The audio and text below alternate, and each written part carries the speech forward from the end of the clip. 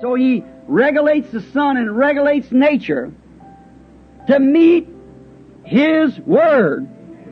He regulates the church, the predestinated, the bride, to meet the season that they are living in.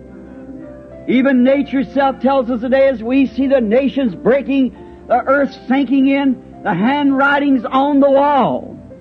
We see the church in the states it's in, we see the bride in the state she's in, and we know by nature that the church is getting ready to leave.